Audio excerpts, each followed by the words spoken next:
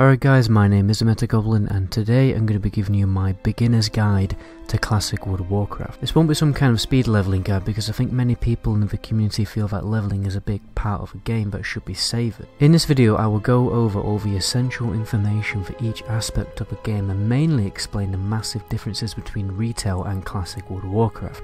I want this video to be I want it to mainly appeal to absolute beginners of the game, people who just haven't been practicing on private servers, people who, it might be the first time they're ever playing classic World of Warcraft on the 27. You can also see this video as an expectation versus reality video. I don't want you guys making stupid mistakes like leveling a paladin, expecting to clear all the raid content in, protection spec or something, whereas in reality, you're going to spend most of the time running around in a dress as a healer. Just before I jump in guys, please do give me a quick follow on Twitch because I'm basically streaming over there near enough every single night right now, doing some leveling practicing, so be sure to go over to Twitch and give me a quick follow. So this video will be separated into 5 key topics: classes, leveling, dungeons, raiding, and PvP. Classes are much less versatile since the warrior is the only class that can perform 2 different roles very effectively. People argue the unconventional specs, or commonly known as the meme specs, do have value in a raiding environment, and to an extent in a few situations that is true, but deciding to play a feral DPS druid, from day one all the way through into your progression raiding is a bit of an unrealistic expectation. Unless you're making a guild of your friends, it's going to be very difficult to get accepted as a meme spec. A more realistic approach, in my opinion, would be to join the guild as a traditional spec, join the guild as a healer, do your progression raiding, and then when you have the raids on farm and people don't need the gear that's dropping, then you can start to pick up a little, a few off-spec pieces, and then you can start to think about respecing into a different spec, but really it should be done more of a fun thing to do while you're waiting for the next phase of content to release, because you've got all the raids on farm. But in my opinion, you shouldn't make it your primary goal because it's going to be hard to find a guild and you're going to have such a low priority on when it comes to dishing out gear, so you're just not going to have a very good time, in all honesty. So let me tell you what the traditional specs are for every single class. For warrior, you can play tank or healer. Sorry, that's totally wrong. You can play tank or DPS. As a paladin, you're going to have to play the healer. Shaman, more likely to play healer. Druid, healer, and priest, healer. So I think you guys get the idea, if you're going to be a hybrid class, you're probably going to end up being a healer. So let's talk about leveling. I don't want to spend too much time on this, but the big difference between retail and classic WoW leveling is the fact that classic WoW leveling is actual content. Okay, on retail you just spam dungeons, you're an immortal god that can take down like 10 mobs at once in heirlooms. In classic the content is actually engaging and difficult. You will notice that mobs actually take time to kill. The average kill time will be between 15 to 20 seconds. You actually have to be good at playing the game. You need to learn how to do good DPS, keep yourself alive, and how to escape difficult situations. Depending on your class, you probably won't be able to take more than 2 mobs at once. So you just have to be vigilant and have an effective strategy to survive difficult encounters. Apart from the difficulty, it's also, you probably already know this, but it's going to be significantly slower, with the average leveling playtime being between 7 to 10 days. I think most people are going to take about 10 days playtime to actually get to level 60, which will probably mean it will take most people about a month to actually level up to level 60, so that is something to be mindful of. So we discussed how leveling is more difficult in classic WoW. When it comes to dungeons, that's absolutely no different. Okay, when it comes to actually clearing mob packs, it's rare that you're going to see a group just run into a mob pack and take down multiple enemies, unless it's a very skilled farming group. In reality, you're going to be pulling 1 mob at a time most of the time, or if you can anyway, and DPS down 1 mob at a time.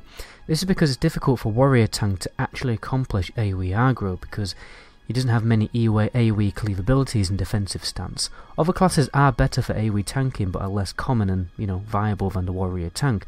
You're mostly going to be taking down 1 to 2 mobs in dungeons, anything more and you'll probably run into some trouble. It's important that when you are actually playing as DPS, that you need to DPS the tank's current target, otherwise you'll probably pull aggro from the tank and just get, you'll just die. If you're a tank, you should create a skull mark macro. You might be able to link that in the description of this video. It's also important to intelligently use CC effects when taking down big mob packs to minimise the amount of damage that a tank takes. Lastly, we need to talk about the healer, because if you've been playing retail for a long time, you've probably forgotten what a mana break is. after 2 to 3 mob packs, the healer will probably have to stop and drink, so as a tank be very mindful of that, and you just kind of expect the healer to just need to drink now and again after you've, done a decent pull. As a healer, don't be shy to type MB in chat. Most people will universally accept that to be what mana break means. I'd also recommend being skimpy with your mana. My general rule is that I find out what rank of heal that I need to use to get the tank from half health to max health, and I only bother to cast a heal when it goes to half health. Obviously I heal more in more difficult situations when it's needed, but just let the tank take a little damage, that's what it's there for. You don't have to be constantly topping him up because you're going to gimp your mana regeneration. If you don't know your mana, basically your mana only regenerates after 5 seconds of not casting. What you're trying to do is you're trying to maximise the amount of time spent during this max mana regeneration time window to minimise the amount of time you actually spend sitting down to drink, because that obviously slows down the dungeon run. When I personally when I personally heal dungeons, we're probably going to pull about 5 mob packs before I actually have to stop and drink, and even then I can probably get away with not, if you're playing a shaman, you can pop a mana tide totem and probably get away with not stopping to drink. My last point about dungeons is to take note of all the dungeon quests that are available. You will get more value out of doing your dungeon runs if you research for quests related to the dungeons. Normally if you just type in, for example, Shadowfang Keep Guide onto Google, you will find like an old forum that will tell you what other quests are for the dungeon, and where to get those quests and how to complete them, and if there's any pre-requirements that you have to do or anything like that. Raiding is similar to the raiding process on retail. You learn the tactics and you just kind of crack on with it. However, there are a number of key differences when it comes to classic WoW raiding. Okay, the main one is groups. Okay, so in your raid group there will be individual 5-man party groups within that 40-man raid group, and what that means is that your buffs will only buff the party group, not the raid group. It's very rare. I don't think there is any raid-wide buffs really in the game that I can really think of, apart from maybe the paladin auras, but I'm even kind of unsure about them. So for example, a shaman's wind fury totem will only buff the other 4 people within his group, or a warrior's battle shout will only buff people in his group. So this will affect how you set up your groups, and it's a very important part of the raiding strategy. So don't be afraid to suggest to your raid leader that you should be swapped into a different group to provide a certain benefit for that group.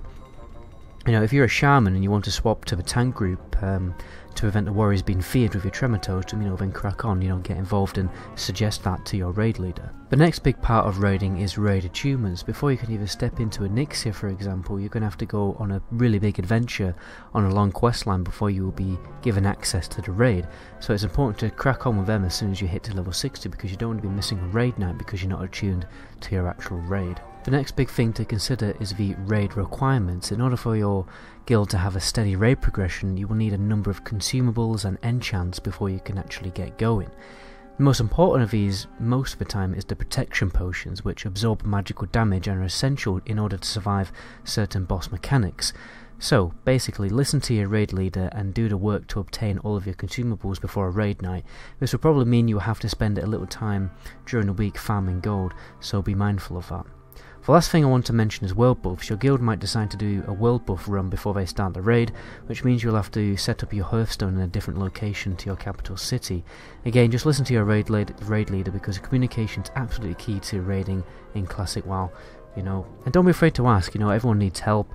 If you don't know what consumables and potions, food and all that kind of stuff, you don't know what you need, ask your raid leader. Normally, this is the last point I'm going to add that's not in the scripts, but you'll have your raid leader. You have different ranks in the guild, obviously. You'll have your raid leaders, but then you have your class leaders, which are individual leaders for your class, basically. So your class leader will probably tell you absolutely everything that you need to do, all the consumables that you need, potions, all that kind of stuff, potions, food, the optimal enchants, and will also probably tell you the optimal talent points to get, because sometimes there's certain talent points that, for instance, a frost mage can get, and once that frost mage has got that talent, there's no need for any other frost mages to get that talent, because it's like a debuff on the target. So you have to communicate with your class leader, like what specs is the best for everyone to go for, because you don't want to be stacking certain talents together, because then it'll just be pointless. You may as well spend those talent points somewhere else to optimize your DPS. So yeah, you're basically your own little mini community as a class in your guild, and you'll probably end up basically setting up a extra chat channel. Chat channels aren't really used a lot in retail, but they were used a lot more in classic WoW. You'll probably have your own separate chat channel, kind of similar to, like, you know, trade chat, local defense chat, whatever, and it will be a separate chat channel exclusively for your guild and every other class in your, you know, every other mage or whatever in your guild, which you can kind of communicate with. So you're basically communicating out of a guild chat, so you don't spam the guild chat. You'll set up your own mage chat within your guild. So that's just, you know, another thing to bear in mind. So let's talk about PvP. The honor system is a very time-consuming system in classic WoW. It's important to know that PvP will only be implemented in phase 2 of the game. So anyway, there are a number of ranks that you can progress through by grinding honour, and at the end of a week, this honour converts into rank points. But every week you lose 20% of your rank points, and each rank basically requires a certain amount of honour points, you know, currently generated on your character. Which means in order to continue ranking up and beating that rank point reduction of 20%, it requires an immense amount of time. Most people say it's going to take 12 hours a day for at least 3 months before you can accumulate enough rank points to get to the max rank. Most people probably won't do that, because even when you do get to the max rank, only a small percentage of the actual people who get to max rank actually get granted the rank. So yeah, I mean, hopefully it'll be a little less brutal in classic WoW. It might be hotfixed to be a little bit different, but, you know, it probably won't. But anyway, that is the honour system explained in a nutshell the best I can. In order to farm honour, you're going to have to make pre-made battlegrounds, and you won't be able to get access to the battleground from your interface menu. You will actually have to go to the battle masters in your capital cities. However, when there are bonus weekends on, there are basically emissaries that will spawn closer to the main city hub that you can use to queue into battlegrounds as well. And these battlegrounds will give, like, extra honour when it's their bonus weekend. Alternatively, you can actually go to certain locations in the game that before a certain patch was the only way to get into a battleground. You literally had to enter something similar to a dungeon portal to actually queue into a battleground. So that's an alternative way to get there. They aren't really used anymore, you know, in the patch that Classic WoW has been released at. However, in those locations, it's a bonus point to add that there is basically gear vendors at those battleground hubs. So it is important to go back there to have a little bit of a look at what the gear looks like, and you know, because ranking up to really high ranks in PvP, you know, it takes a lot of time. So meanwhile you're doing that, you might want to get yourself some, you know, decent battleground specific PvP gear.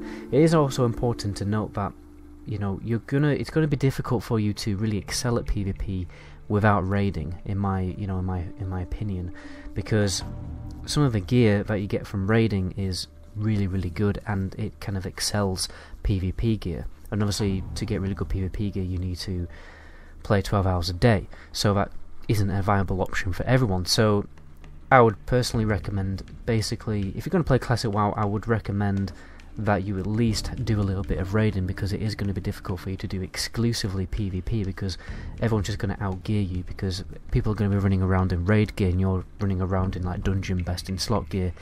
You know, you're going to be slightly outmatched. So it is difficult to excel at PvP without doing a little bit of raiding and getting some raid gear. There's even raid gear in raids that is basically not really viable in a PvE environment, and it's more viable in a PvP environment. So yeah, just another thing to bear in mind. But anyway, I'm going to round off the video there, guys. I think I've covered many of the basic topics and game mechanics of Classic WoW.